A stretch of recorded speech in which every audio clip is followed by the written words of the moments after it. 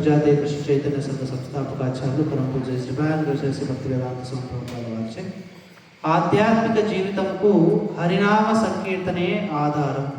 భగవన్నామ సంకీర్తన ఆధ్యాత్మిక పురోగతికి మూల సూత్రం. దేవహూతితో కపిల భగవానుడిట్లు పలికెను.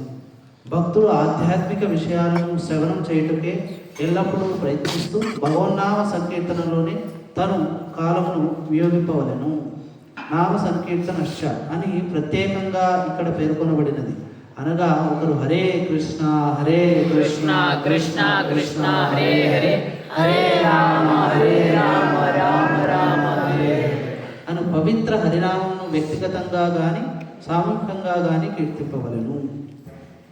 శ్రీమద్భాగవతం 3:29-18. ఇక్కడ కపిల భగవానుడు దేవహూతి మాతతో ఏమని చెప్తున్నాడంటే, ఆధ్యాత్మికమైన జీవితం ఎలా ప్రారంభమవుతుందంటే జస్ట్ ఈ యొక్క శ్రవణం ద్వారా.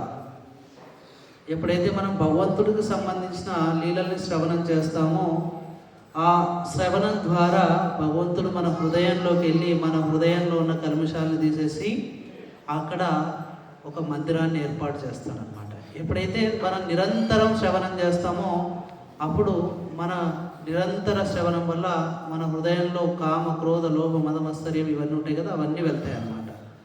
మరి దీన్ని ఎలా అంటే మనం ఎప్పుడైతే ఈ యొక్క భాగవత శ్రవణం చేస్తామో దాని ద్వారా అన్నమాట. సో సద్యోహృత్య అవృత్త క్షణాత్ మనకి శ్రీమద్ భాగవతంలో 2వ శ్లోకంలోనే చెప్తారు. ఎప్పుడైతే ఈ యొక్క శ్రీమద్ భాగవతాన్ని శ్రవణం చేయడం ప్రారంభిస్తామో మనకున్న కర్మశాలు, టెన్షన్లు, ప్రెషర్లు, ఎన్ని విధాల ఇబ్బందులు ఉన్నా అన్నీ కూడా దూరం అయిపోతాయి అన్నమాట. కాబట్టి మనం రోజులో కొద్ది సమయాన్నైనా కూడా ఈ యొక్క భాగవత శ్రవణానికి కేటాయించాలి. అందుకే మన యొక్క మందిరంలో రోజు ఆన్లైన్ ద్వారా కూడా ఈ యొక్క భాగవత సత్సంగం జరుగుతుంది. గ్రూప్లో చక్కగా లింక్ వస్తుంది.